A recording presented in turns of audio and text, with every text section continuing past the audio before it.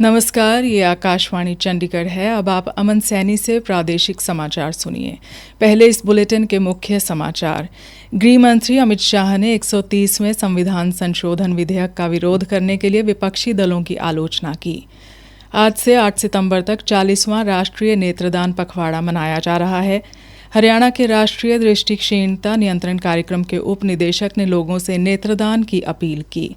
फरीदाबाद में आज बाल विवाह निषेध और महिला अधिकारों को लेकर लोगों को जागरूक किया गया और केंद्रीय राज्य मंत्री कृष्ण पाल गुर्जर ने एशियाई निशानेबाजी प्रतियोगिता में स्वर्ण पदक जीतने वाले कपिल बेंसला को सम्मानित किया।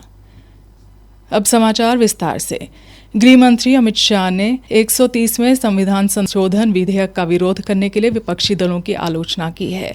एक समाचार एजेंसी को दिए साक्षात्कार में श्री शाह ने आरोप लगाया कि विपक्षी नेता जेल में रहते हुए भी सरकार बनाने और चलाने की कोशिश कर रहे हैं। श्री शाह ने कहा कि प्रधानमंत्री नरेंद्र मोदी ने ही इस विधेयक के तहत प्रधानमंत्री पद को लाने पर जोर दिया था।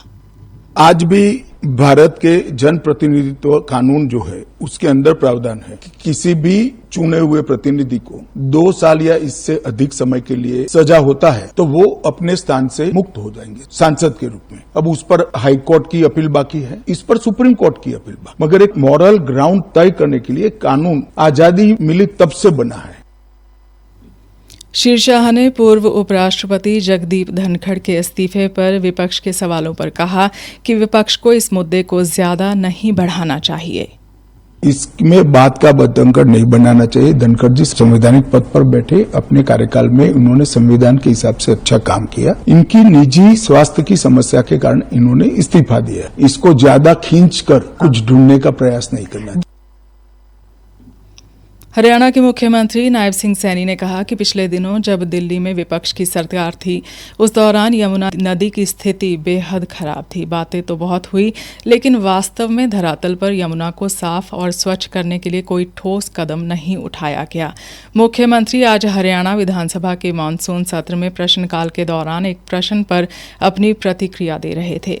उन्होंने कहा कि प्रधानमंत्री जी ने इस विषय का संज्ञान लिया है और उनके निर्देश पर हाल ही में दिल्ली में एक बैठक आयोजित हुई जिसमें वे संवेय दिल्ली के मुख्यमंत्री और केंद्रीय जल संसाधन मंत्री उपस्थित रहे।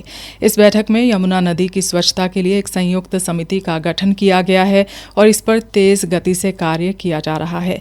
मुख्यमंत्री ने बताया कि पिछले 4 महीनों में यमुना से 16,000 मीट्रिक टन कचरा निकाला गया है। उन्होंने कहा कि यमुना को स्वच्छ बनाने के लिए दिल्ली में सीवेज ट्रीटमेंट प्लांट भी स्थापित किए जा रहे हैं।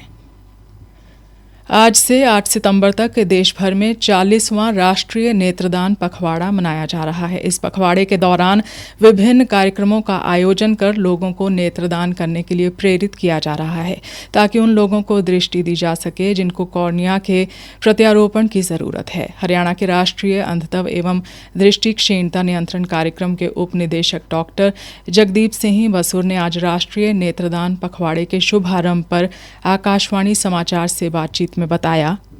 जी, मैं बताना चाहूँगा आज हम 40वां राष्ट्रीय नेत्रदान पखवाड़ा मना रहे हैं। तो इसमें हमारा मेन मकसद है कि जो आई की पुतली कॉर्निया से संबंधित बीमारियों के बारे में लोगों को अवेयर कराएं और उसका इलाज जो कि नेत्रदान से ही पूरा हो सकता है, क्योंकि नेत्रदान से हम कॉर्निया लेके जिसका दृष्टि दोष है उसका कॉर्निया बदलते हैं। आज की डेट में हरियाणा में लगभग 8,000 के करीब मरीज हैं जिनको की प्रत्यारोपण की जरूरत है, पर फिलहाल साल भर में तकरीबन 2,000 के अराउंड आई डोनेशन कर पाते हैं और 1,000 के करीब प्रत्यारोपण हर साल होते हैं।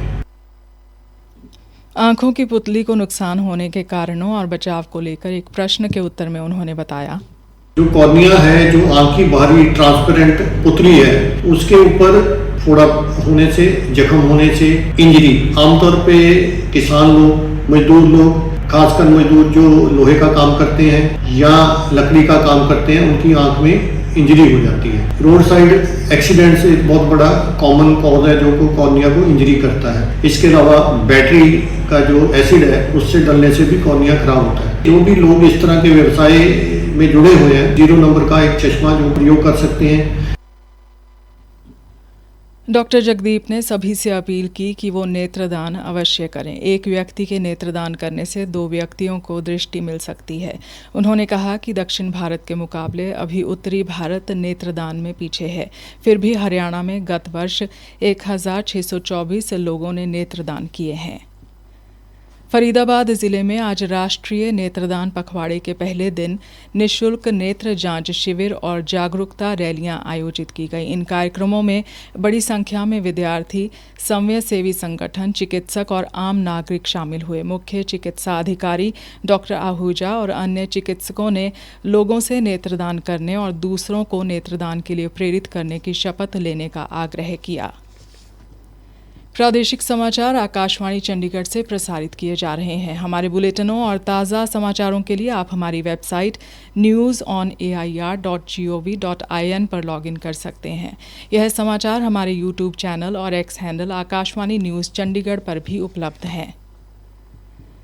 फरीदाबाद में आज बाल विवाह निषेध और महिला अधिकारों को लेकर एक विशेष जागरूकता कार्यक्रम का आयोजन किया गया। कार्यक्रम का उद्देश्य स्थानीय नागरिकों, खासकर महिलाओं और युवाओं को बाल विवाह को लेकर उनके अधिकारों और कानूनी प्रावधानों से परिचित कराना था।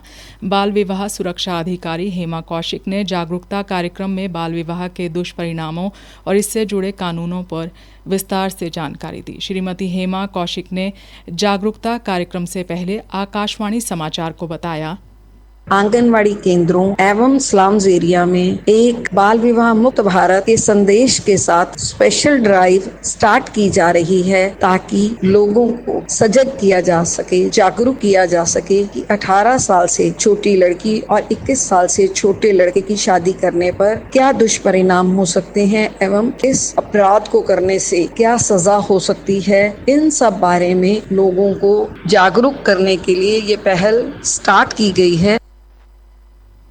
उन्होंने कहा कि बाल विवाह बच्चों के स्वास्थ्य, शिक्षा और भविष्य के लिए गंभीर खतरा है। उन्होंने सभी नागरिकों से आह्वान किया कि इस कुप्रथा को रोकने में सहयोग करें। फरीदाबाद में केंद्रीय राज्य मंत्री श्री कृष्ण पाल गुर्जर ने हरियाणा के युवा खिलाड़ी कपिल बैंसला को 16वीं एशियाई निशानेबाजी प्रतियोगिता में शानदार उपलब्धि के लिए सम्मानित किया। प्रतियोगिता में उसने भारत को पहला स्वर्ण पदक दिलाया। श्री गुर्जर ने कपिल को उज्जवल भविष्य की शुभकामनाएं दी और कहा कि कपिल जैसे खिलाड़ी युवाओं के लिए प्रेरणा स्रोत हैं।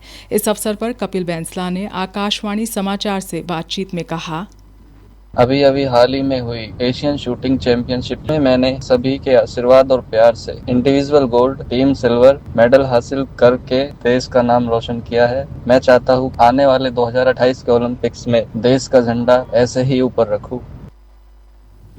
कपिल बैंसला के कोच श्री आकाश डागर ने आकाशवाणी समाचार से बातचीत में कहा, अभी कपिल बैंसला 16वीं एशियन शूटिंग चैंपियनशिप में इंडिविजुअल गोल्ड और टीम में सिल्वर मेडल लेके आया है। कपिल ने शूटिंग 2020 में स्टार्ट करी थी हमारे पास और इसका 4-5 साल का जो सफर है ये काफी कठिन रहा है। इस मुकाम पे पहुंचने के लिए काफी कड़ी मेहनत करी है और अभी इसका अगले महीने वर्ल्ड कप भी है जिसमें ये पार्टिसिपेट करेगा जो नई दिल्ली में होने वाला है। तो हमारी शुभकामनाएं साथ हैं और हमें बहुत गर्व महसूस होता है इस पे। चाहेंगे कि इसको ओलंपिक तक लेके जाएं और ओलंपिक में भी हमारे देश का झंडा ये वहां पे फहराए और गोल्ड लेके आए।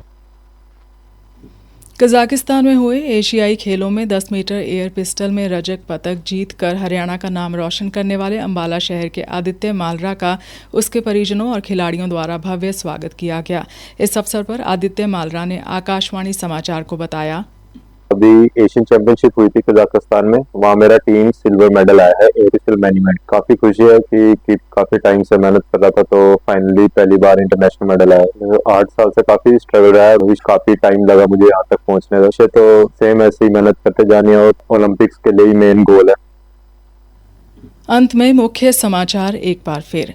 गृह मंत्री अमित शाह ने 130वें संविधान संशोधन विधेयक का विरोध करने के लिए विपक्षी दलों की आलोचना की। आज से 8 सितंबर तक 40वां राष्ट्रीय नेत्रदान पखवाड़ा मनाया जा रहा है। हरियाणा के राष्ट्रीय दृष्टिक्षीणता नियंत्रण कार्यक्रम के उप निदेशक ने लोगों से नेत्रदान की अपील की। फरीदाबाद में आज बाल विवाह निषेध और महिला अधिकारों को लेकर लोगों को जागरूक किया गया और केंद्रीय राज्य मंत्री कृष्ण पाल गुर्जर ने एशियाई निशानेबाजी प्रतियोगिता में स्वर्ण पदक जीतने वाले कपिल बेंसला को सम्मानित किया। इसी के साथ समाचार बुलेटिन समाप्त हुआ।